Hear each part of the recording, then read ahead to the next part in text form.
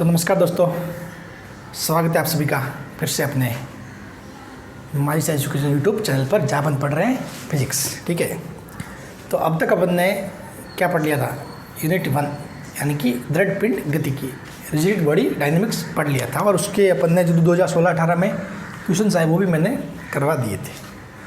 ठीक है, तो अब बात आती है कि अगला चैप्टर सर कौन सा पढ़े। तो मैंने बोर्ड पे लिखा हुआ है यूनिट 3 ऑस्किलेशन, दोलन।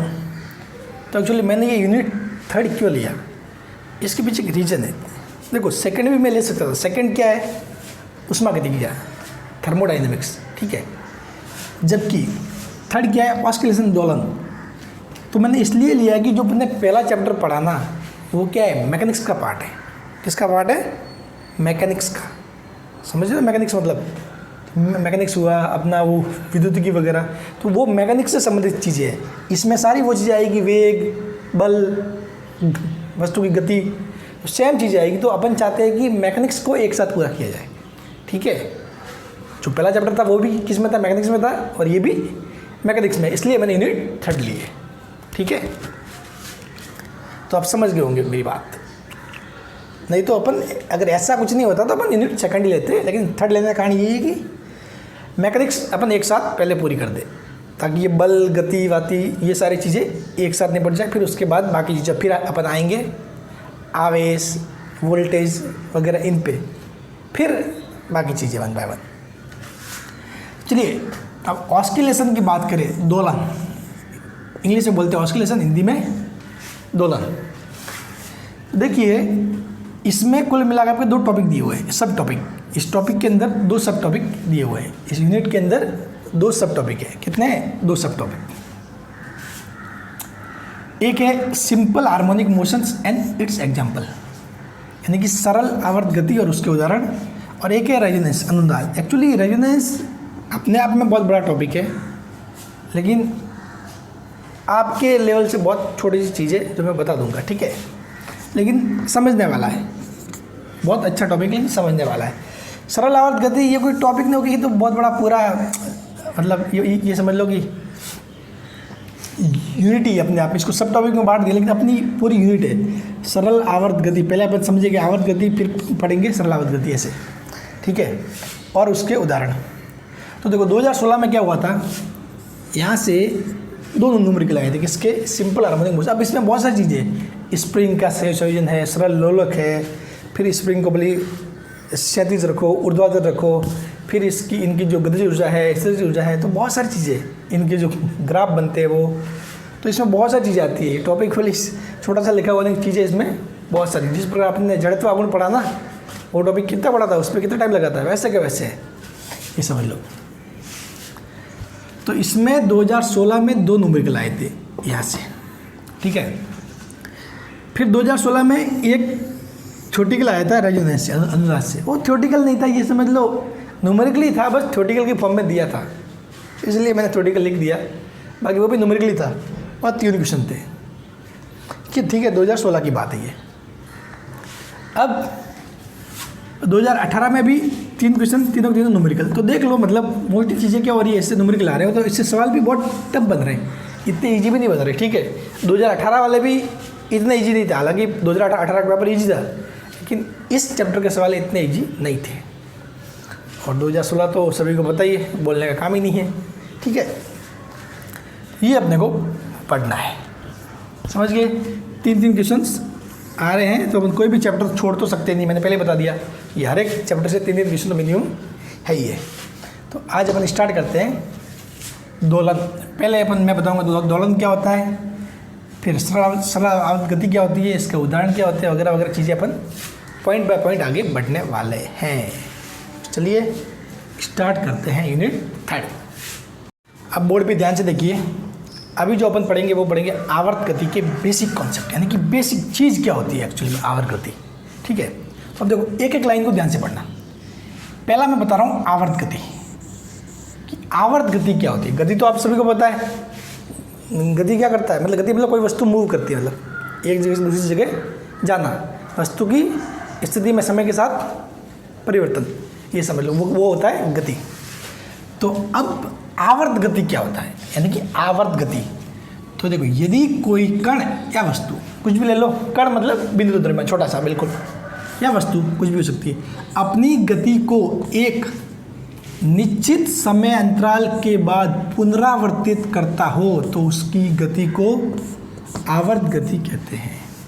यानी कि अपनी गति को निश्चित समय अंतराल बाद पुनरावर्तित करता है। यानी कि ये है, ये मेरे हाथ में पेन है, मार्कर है, ठीक है, ऐसे देख लो, ऐसे घूम के फिर से मैं यहाँ आ गया, फिर उसी समय में ऐसे घूम के मैं यहाँ आ गया। मैं बार बार अगर ये करता रहूँ, ठीक है, ये ऐसे घुमा के यहाँ ला रहा हूँ, तो बार बार ये क्या हो रहा है, अपनी गति को पुनरावर्ती कर रहा है, ठीक है, उस गति को बार बार कर रहा है और हर बार सेम समय लग रहा है।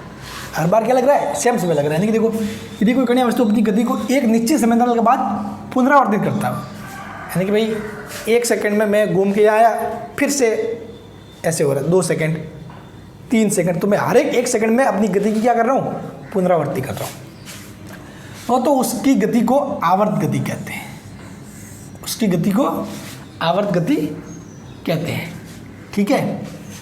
तथा इस उपरोक्त समय अंतराल को गति का आवर्त काल कहते हैं। जो आवर्त गति का एक राउंड पूरा करने में कितना समय लगता है, आवर्त गति का एक राउंड पूरा करने में, भले कैसे भी हो, गति कैसी भी हो सकती है, ऐसे ऐसे करके ऐसे भी हो सकती है।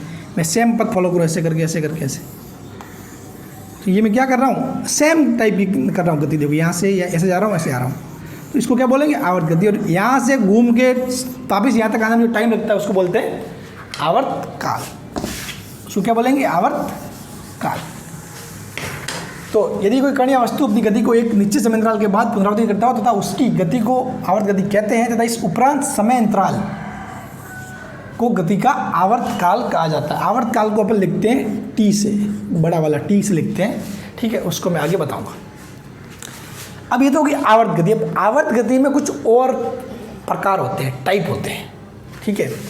अब देखो अगला जो चीज़ है वो अपन पढ़ेंगे दोलन गति। दोलन गति क्या है, आवर्त गति का टाइप है, एक टाइप है, ठीक है। दोलन गति बोलो तो भी बात सेम ही है, कंपन गति बोलो तो भी बात सेम ही है, और इर्द गिर्द प्रकार की गति मतलब आसपास इर्द गिर्द प्रकार की गति, उसको भी क्या बोल सकते हो, ये तीनों सेम चीज़ ही है। दोलन गति बोलो, कंपन गति, इर्द गिर्द, दोलन कंपन इर्द गिर्द, ठीक है। बहुत बार क्या हो जाता है, शब्दों को लेकर कन्फ्यूजन हो जाता है, तीनों सेम ही है, ठीक है। तीनों की देखो परिभाषा क्या रहेगी, यदि कण या वस्तु किसी पथ पर जिस पथ से होते हुए जाए, यदि कण या वस्तु किसी पथ पर जिस पथ से होते हुए जाए उसी पथ से वापस आ जाए तो कण की गति को दोलनी गति कहते हैं। जिस पथ से जा रहा है, जैसे कि मैं ऐसे जा रहा हूँ, वापस उसी पथ से वापस आ गया, उसको बोलेंगे दोलनी गति। सिंपल एग्जांपल बताऊँ, देखो ये कोई वर्त है, ठीक है। अब मैं वर्त के चारों ओर घूम रहा हूँ, वर्त के चारों ओर घूम रहा हूँ, ठीक है। तो अब देखो मैं वर्त के चारों ओर ऐसे घूम रहा हूँ, तो ये गया, ये आया, फिर से ये गया, ये आया, मतलब हर एक समय अंतराल बाद मैं अपनी गति को क्या कर रहा हूँ, दोहरा रहा हूँ। क्या कर रहा हूँ, गति को दोहरा रहा हूँ, तो इसको क्या बोलेंगे, आवर्त गति। इसको क्या बोलेंगे, आवर्त गति। लेकिन यदि फॉर एग्जांपल मैं क्या कर रहा हूँ, यहाँ से ऐसे जा रहा हूँ, फिर यहाँ से मैं आ रहा हूँ, वापस आ रहा हूँ, ठीक है, ऐसे जा रहा हूँ, फिर मैं वापस आ रहा हूँ, फिर से मैं ऐसे जा रहा हूँ, फिर से मैं वापस आ रहा हूँ। ये हो रहा है ना भाई, एक बार ऐसे जा रहा हूँ, फिर से वापस आ रहा हूँ, ऐसे जा रहा हूँ, वापस आ रहा हूँ, ठीक है। तो देखो यहाँ पर क्या हो रहा है, मैं जिस पथ से जा रहा हूँ, इस पथ से जा रहा हूँ ऐसे, इसी पथ से मैं वापस भी आ रहा हूँ, समझ गए। और ये भी क्या हो रहा है, निश्चित समय अंतराल बाद अपनी गति को दोहरा रहा है। तो ये तो केवल आवर्त गति है, ठीक है। लेकिन ये आवर्त गति तो है ही, आवर्त के साथ साथ दोलनी गति भी है, समझ गए। इसको आप आवर्त गति ये भी है, ये भी आवर्त गति, ये भी आवर्त गति है, लेकिन ये आवर्त गति के स्पेशल टाइप को फॉलो करता है, इसको बोलते हैं दोलनी गति। यानी कि जिस पथ से जाओ उसी पद से वापस आ जाओ। जब यहाँ देखो, जा तो इस पद से रहा है, आ इस पद से रहा है। समझ रहे हो भाई, बिंदु की अगर ये इस साइड से जा रहा है तो इसी साइड से वापस भी आना चाहिए। जा इस साइड से रहा है और आ इस साइड से रहा है, तो उसको सिर्फ आवर्त गति बोलेंगे, इसको दोलनी गति। समझ गए? आवर्त गति मतलब एक निश्चित समयांतराल बाद अपनी गति को दोहराना, ये आवर्त गति होता है। और जो दोलनी गति मतलब आवर्त गति तो होगा, पहली कंडीशन तो ये कि वो एक आवर्त गति तो होगी, साथ में उसका पथ कैसा होगा कि कण जिस पथ से जाएगा उसी पथ से अपने स्टार्टिंग बिंदु पे वापस आ जाएगा। ये ठीक है? तो चीज़ें बेसिक क्लियर हो गया? नहीं हो गया तो मैं फिर से नहीं बोलूँगा, आप वीडियो को फिर से देख लेना। ठीक है? सारी जो चीज़ें काम की थी वो मैंने बोल दी है। अब पढ़ेंगे आगे सरल आवर्त गति। अब देखो, अपन समझेंगे सरल आवर्त गति।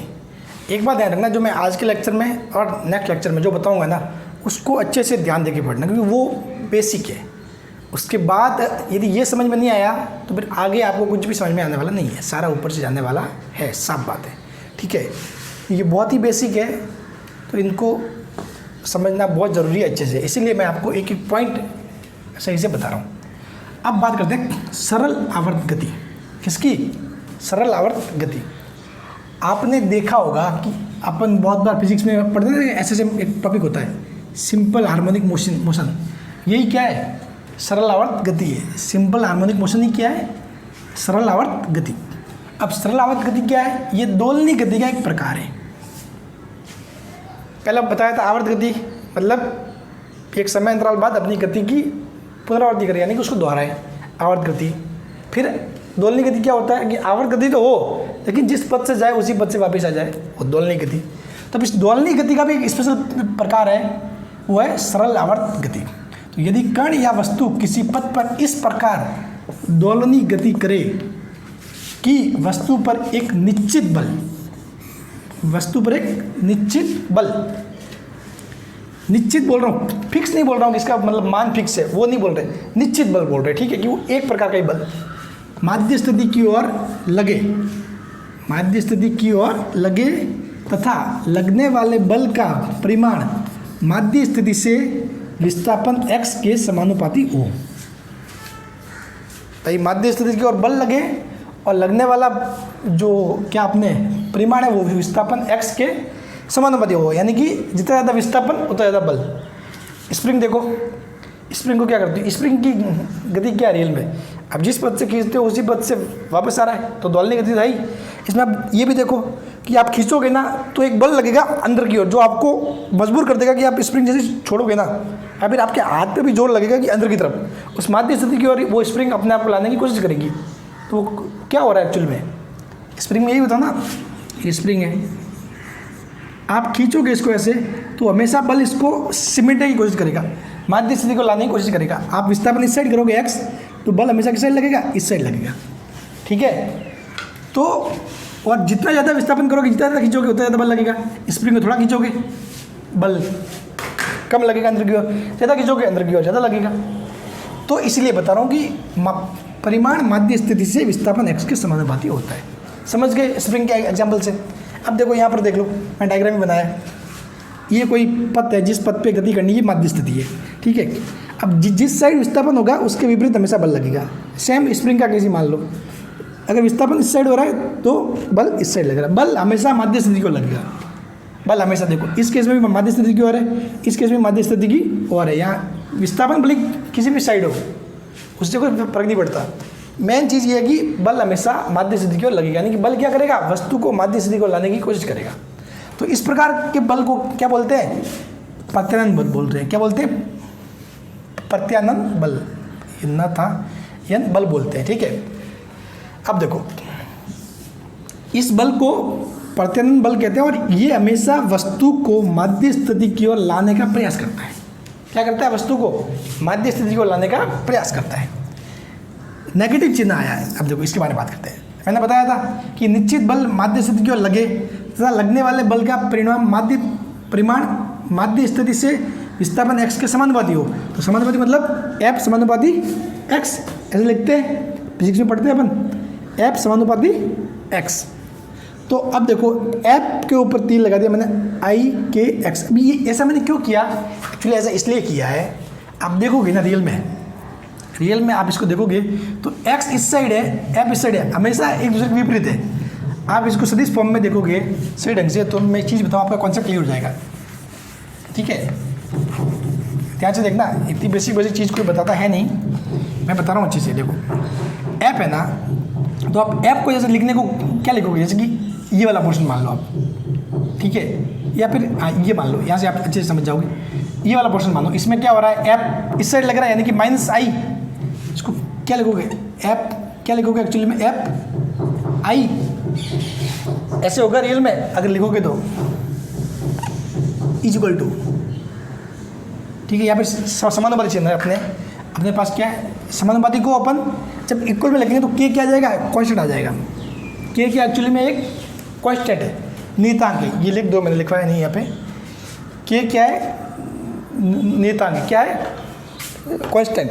के क्या होता है, प्रत्यानयन बल का कांस्टेंट, इसको बोलते हैं नियतांक, प्रत्यानयन बल का नियतांक। तो अब देखो एफ आई इस साइड लग रहा है समानुपाती के, अभी एक्स तो इसी साइड है, पॉजिटिव एक्स की साइड में, तो देखो तो ये नेगेटिव किस लिए आ रहा है, क्योंकि दोनों विपरीत दिशा में।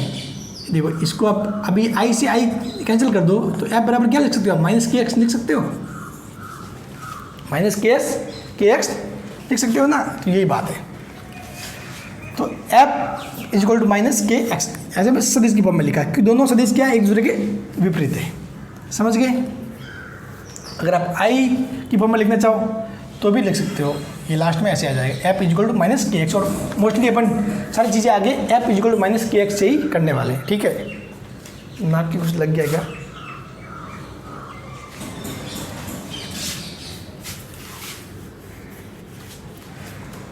ठीक है। तो अब देखिए ये चीज़ें कंप्लीट होगी। अब आप एक चीज़ माइंड में फिक्स कर लो, ये कि एफ समानुपाती एक्स होता है और F is equal to minus के x, F is equal to minus के एक्स खोपड़ी में बिठा लो। सारा चैप्टर अपने इसी फार्मूले के इर्द गिर्द घूमने वाला है। F is equal to minus के x, F is equal to minus के एक्स, जहाँ पर एफ क्या है, बल है जो हमेशा माध्य स्थिति की ओर लगेगा, एक्स क्या है, विस्थापन है, ठीक है, कहाँ से, माध्य स्थिति से, और के क्या है, जो बल लग रहा है माध्य स्थिति की ओर, उसका नियतांक, ठीक है। तो F is equal to minus के एक्स ही अपना हथियार है आगे, सारी चीज़ें इसी के आसपास घूमेगी, माइंड में बिठा लेना अच्छे से। चलिए पढ़ते हैं अब F is equal to minus के एक्स क्या क्या कर सकता है, उसके बारे में बता रहा हूँ। अब आगे जो पढ़ाने जा रहा हूँ वो बहुत ही ज़्यादा इंपॉर्टेंट है, please focus on that, okay.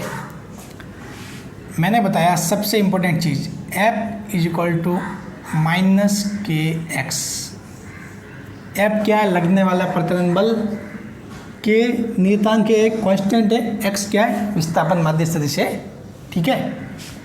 अब देखिए ये बहुत ही इंपॉर्टेंट है, इसको खोपड़ी में फिट कर लेना, F is equal to minus के एक्स। अब आपको पता है एफ इज इक्वल टू क्या होता है, एम ए, बल बराबर क्या होता है, द्रव्यमान इंटू त्वरण, तो एफ बराबर M A is equal to minus के एक्स, कितना हो जाएगा, माइनस के एक्स।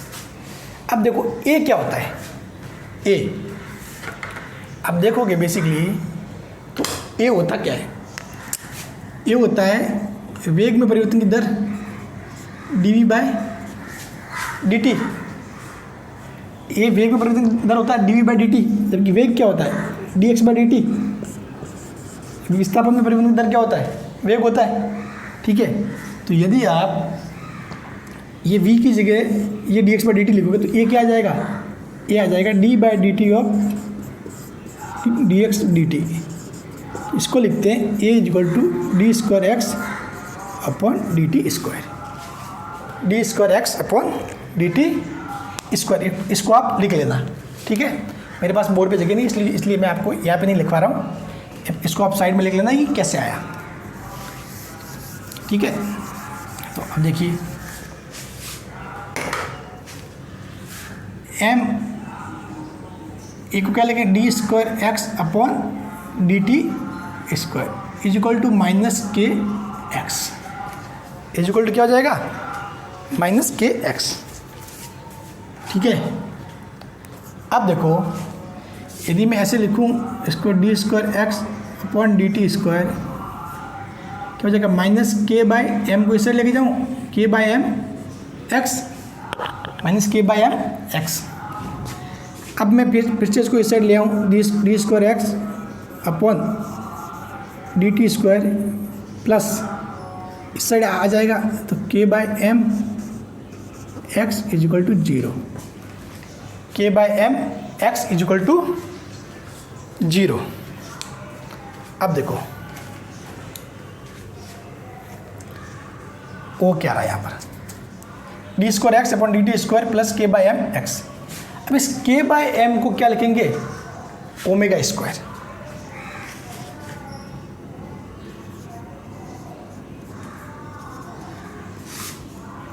यहाँ पर omega square is equal to K by M लिखेंगे, के बाई एम लिखेंगे। ठीक है, तो ये क्या बन जाएगा, D square X D T square plus omega square X is equal to 0। क्या हो जाएगा, इज इक्वल टू 0। कितना हो जाएगा, 0। तो देखो यहाँ से इसको क्या बोलते हैं अपन, एसएचएम का अवकल समीकरण, यानी कि सरल आवर्त गति का अवकल समीकरण बोलते हैं। इसको बोलते हैं सरल आवर्त गति का अवकल समीकरण। क्या बोलते हैं, सरल आवर्त गति का अवकल समीकरण होता है ये। क्या होता है, सरल आवर्त गति का अवकल समीकरण। अब देखो चीज़ें क्या है इसमें, मैं आपको अच्छे से बताने वाला हूँ। एक एक पॉइंट पे अपन फोकस करने वाले हैं। ठीक है,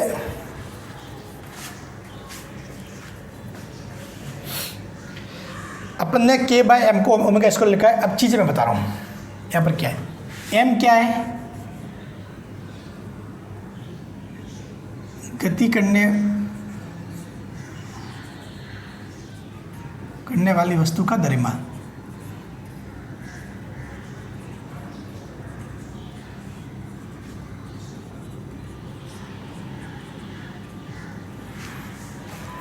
इस सारे पॉइंट पे इसको माइंड में रखना चीज़ें, ये सारा मैटर इसी के आसपास घूमने वाला है। एम गति करने वाली वस्तु का द्रव्यमान। ठीक है, एफ क्या है,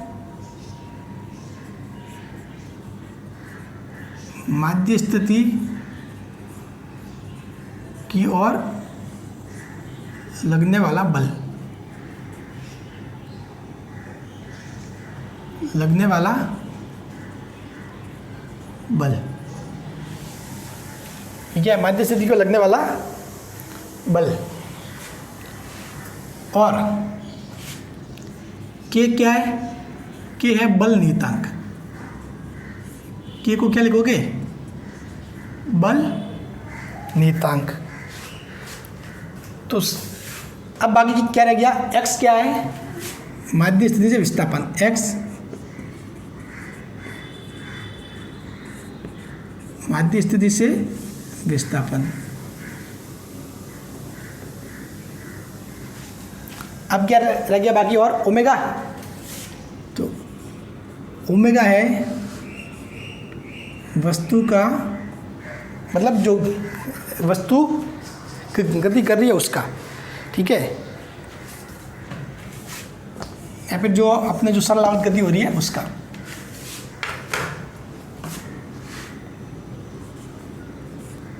तो कोणीय आवृत्ति,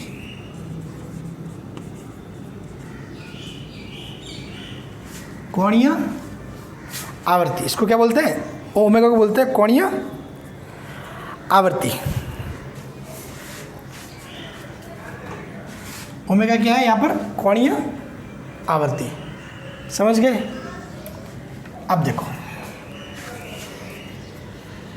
अब इसका ये एक्चुअली जो मैथ्स वाले हैं उनको पता होगा, इस अवकल समीकरण का क्या होता है, एक सॉल्यूशन होता है। क्या होता है, एक सॉल्यूशन होता है। तो सॉल्यूशन क्या होता है, उसी के आसपास सारी चीज़ें घूमने वाली है।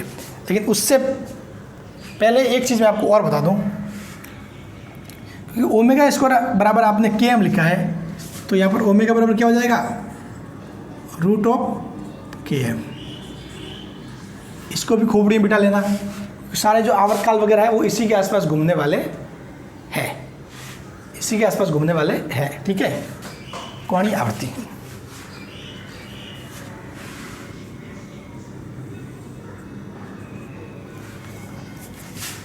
और क्या बाकी रह गया, यहाँ से देखो एक चीज़, ये D square X upon D T square, ये क्या है रियल में, ये क्या ए है। तो यहाँ से देखो, अगर यहाँ से आप देखोगे इस समीकरण से, तो ए इक्वल टू क्या आ रहा है, माइनस के M by X, A equal to minus के एम बाय एक्स, जबकि के एम को आप क्या लिख सकते हो, ओमेगा स्क्वायर। तो ये क्या बन रहा है, इसको लिख लेना, मतलब इस समीकरण से इसको कोई समीकरण नाम देके समीकरण 1 2 दे दो, ठीक है। तो लिखोगे तो क्या जाएगा, A equal to K M की जगह ओमेगा स्क्वायर, तो minus omega square X, A equal to क्या बनता है, माइनस ओमेगा स्क्वायर एक्स, ठीक है। अब ये जो अवकल समीकरण है ना, इस अवकल समीकरण का सॉल्यूशन होता है, जो मैथ्स वाले हैं उनको पता होगा। उपरोक्त अवकल समीकरण का हल, उपरोक्त अवकल समीकरण का हल वो किसकी फॉर्म में हो, तो होगा x की फॉर्म में। तो ये आएगा x is equal to A, X is equal to A sine omega T plus five, X is equal to A sine omega T plus five. तो ये खोपड़ी में बिठा लो इतना, F is equal to minus के एक्स, सभी को पता है, एफ को लिखा एम ए माइनस के एक्स, ए को लिखा D square by D T square, ये मैंने इस साइड लाया, लास्ट में जाके ये बन गया। अब आपने क्या किया, के बाय एम को अपन ने माना ओमेगा स्क्वायर, ठीक है, क्योंकि ओमेगा स्क्वायर क्यों होता है वो भी अपने आगे समझ जाएंगे, अभी के लिए इतना समझ लो कि के बाय एम को अपन ओमेगा स्क्वायर मान लिया। फिर अपने ये समीकरण बन गई। इस समीकरण का हल क्या है मैथ्स में, इस समीकरण का जो हल होता है वो होता है X is equal to A sine omega T plus five.